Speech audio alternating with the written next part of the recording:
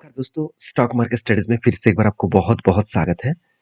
तो देखिए, आज मैं एक ऐसे कंपनी के बारे में चर्चा करूँगा, जिसका प्रोडक्ट एक्चुअली देखा जाए तो प्लास्टिक प्रोडक्ट है। देखिए, प्लास्टिक एक ऐसे प्रोडक्ट है, हम चाहे या ना चाहे, तो इसका डिमांड हर टाइम बढ़ते चले जा रहे हैं। क्योंकि इसके बिना कोई भी प्रोडक्ट रखना, कोई भी प्रोडक्ट तैयार करना अभी नामुमकिन जैसा हो चुके हैं। क्योंकि प्लास्टिक बहुत देखा जाए तो दूसरे प्रोडक्ट से बहुत सस्ता भी होते हैं और बहुत टिकाऊ भी होते हैं। तो इसलिए प्लास्टिक प्रोडक्ट के अंदर, प्लास्टिक डिब्बे के अंदर बहुत सारे प्रोडक्ट आपको दुकान में बेचता हुआ देखने को मिल ही जाएगा।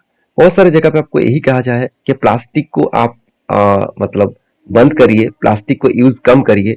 मगर एक चीज नोटिस करना कि प्लास्टिक के बिना हम लोग काम कर पाएंगे क्या? प्लास्टिक के बिना कोई भी प्रोडक्ट हर जगह पे रख पाएंगे?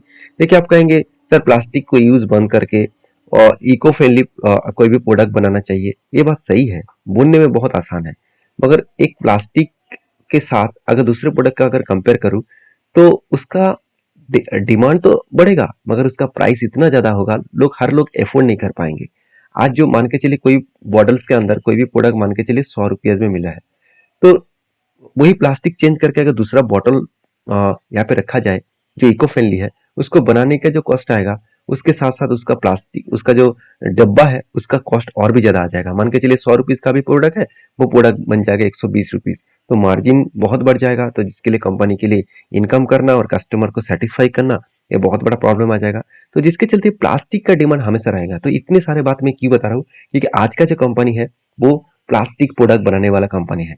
और एक चीज मैं सबसे पहले आपको दिखाना चाहूंगा, इंडिया में प्लास्टिक का डिमांड आज कितना है, फ्यूचर में कितना रहने वाला है। देखिए, मैं 2030 के डेटा के हिसाब से मैं आपके साथ कैलकुलेशन करके बता रहा हूँ।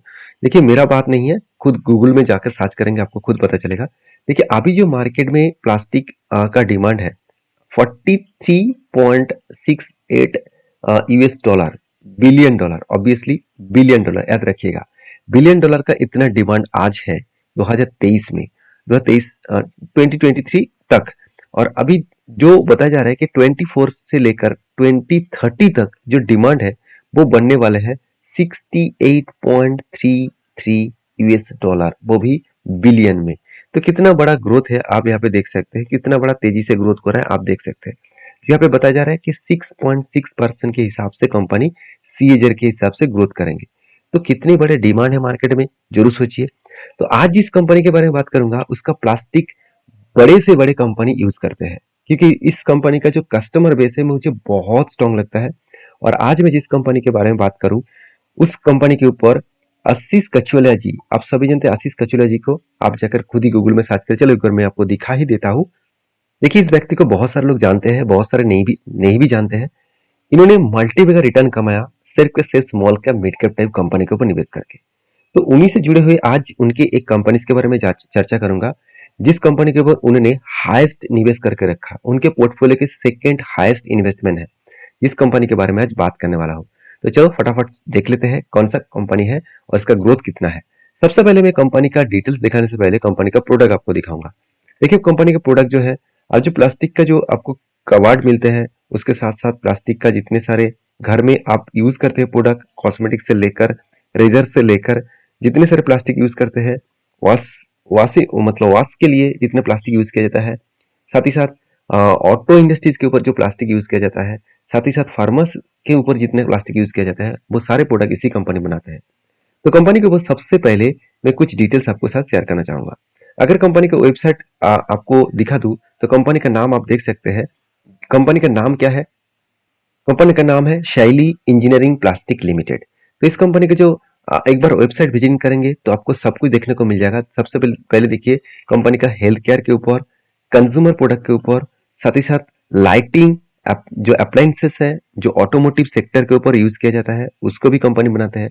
पर्सनल केयर, घर में हम लोग जो प्रोडक्ट यूज करते हैं उसको भी कंपनी बनाते हैं। जहाँ पे देखिए कंपनी के जो trusted quality and sustainability and जो प्रिसीशन, ये सारे प्रोडक्ट के ऊपर कंपनी ध्यान रखकर काम कर रहा है। अभी देखिए, यही चीज देखकर खुश मत हो जाना, मैं और भी जो डेटा आपको दिखाने वाला हूँ उसको देखकर अब तब आपको लगेगा हाँ, कंपनी में तो दम है। कितना दम है चलो आपको दिखा देता हूँ। एक एक करके प्रोडक्ट दिखाऊंगा, उसके साथ साथ कस्टमर भी आपको दिखाऊंगा। प्लीज इस वीडियो थोड़ा सा बड़ा हो सकते हैं, ध्यान से देखिएगा, क्योंकि देखिए किस तरीके से एनालिसिस करके आपको काम करना पड़ेगा, जहाँ पे आपको फ्यूचर पर्सपेक्टिव व्यू कंपनी के ऊपर देखने को मिले। देखिए कंपनी के जो लाइट अप्लायंसेस है, जो ऑटोमोबाइल्स इंडस्ट्रीज में यूज किया जाता है, मतलब गाड़ी में जो लाइट लगाया जाता है उसका जो केसिंग होते हैं, जो उस केसिंग को कंपनी बनाते हैं।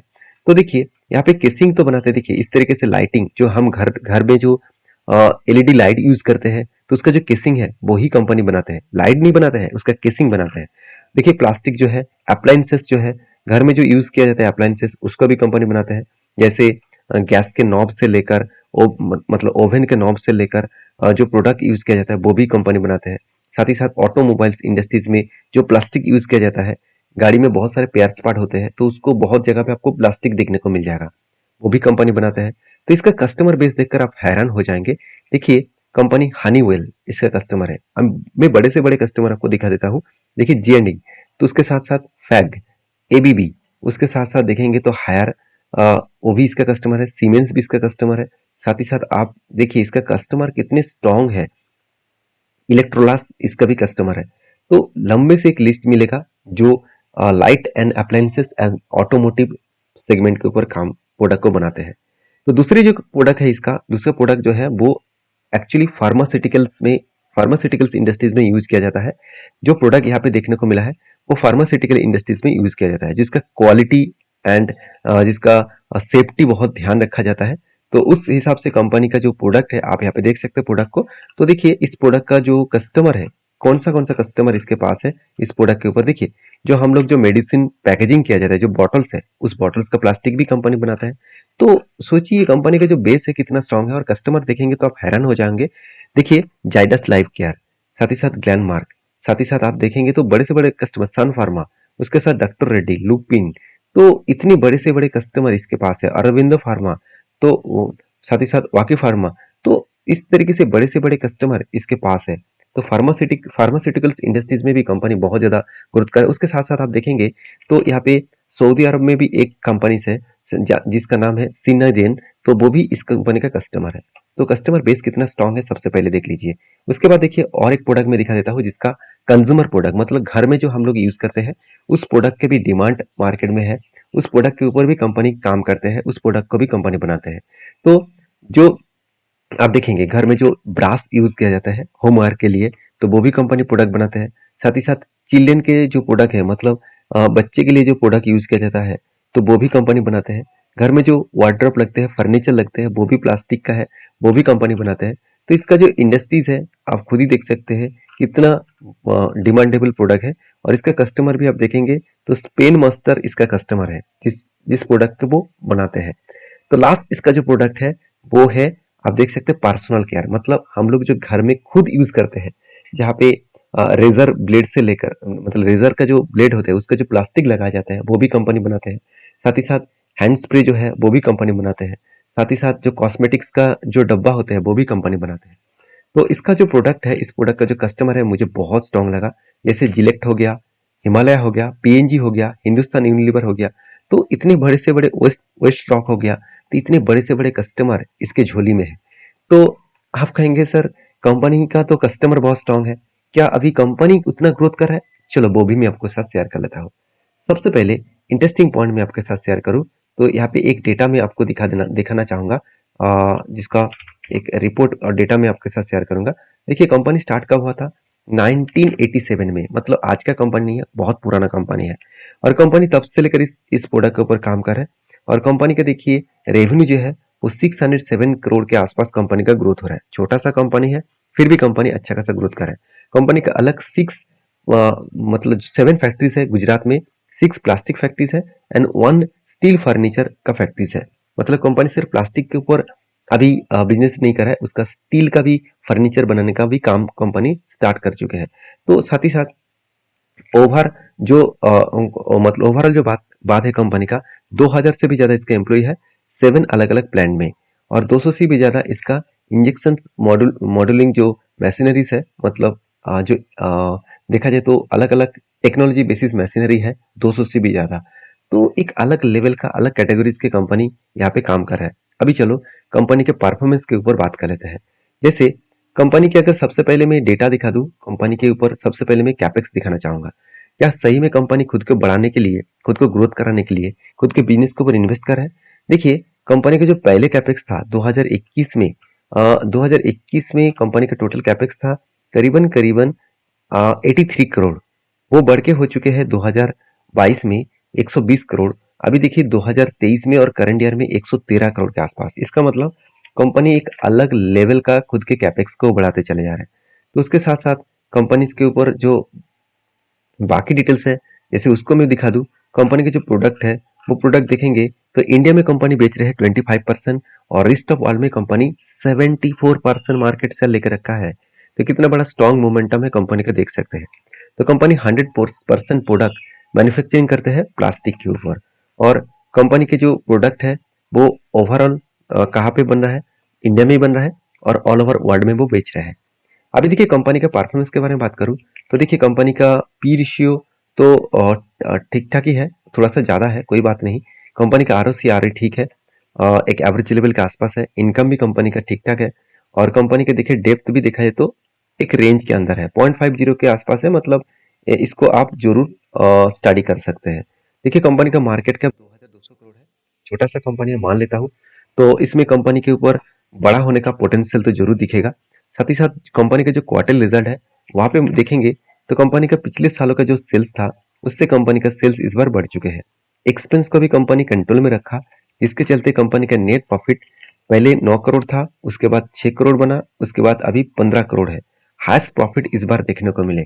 उसके साथ साथ कंपनी के year of year basis profit दिखा दूं, 35 से 35 बना, उसके बाद 48 बना। तो अलग लेवल का प्रॉफिटेबिलिटी ग्रोथ यहाँ पे देखने को मिले है। अभी देखिए बैलेंस शीट में कंपनी के पास जो कर्जा है पहले 187 करोड़ का कर्जा था, अभी 200 करोड़ के आसपास कर्जा है।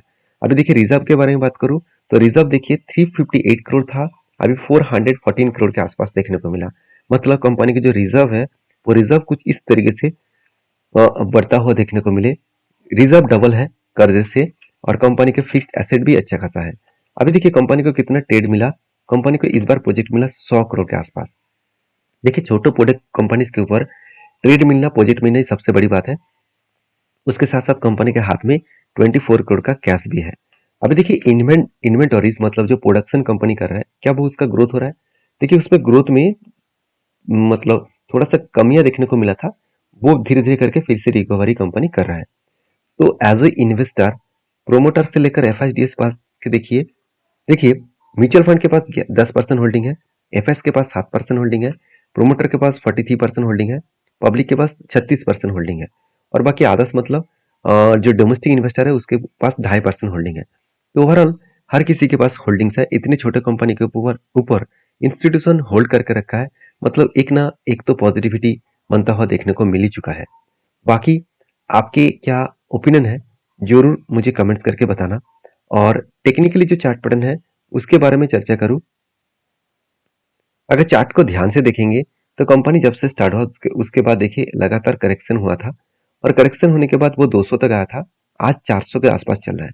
तो कंपनी का जो रेंज बन रहा है वो हायर लेवल को ब्रेकआउट किया है। अभी मजेदार बात यही है कि जब भी कोई कंपनी उसका लाइफ टाइम हाई को ब्रेक करता है और उसके बाद ब्रेक करने के बाद एक बार रिटेस्ट करने के बाद फिर से जर्नी करना स्टार्ट करते हैं तो एक लंबा जर्नी होने का चांसेस है।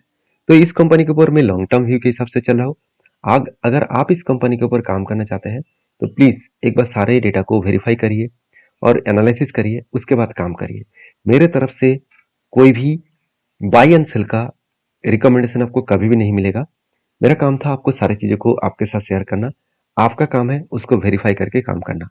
और इस कंपनी के ऊपर जो सबसे इंपॉर्टेंट पॉइंट है वो तो मैं दिखाना ही भूल गया। इसका जो इन्वेस्टर है उनमें से पब्लिक के अंदर जाएंगे तो देखिए सबसे ज्यादा इन्वेस्टमेंट आशीष कचुला जी के पास है, जिनके पास अराउंड 5.55% का होल्डिंग है। पहले 7.21% का होल्डिंग था, आज 5.55% का होल्डिंग आपको देखने को मिलेगा।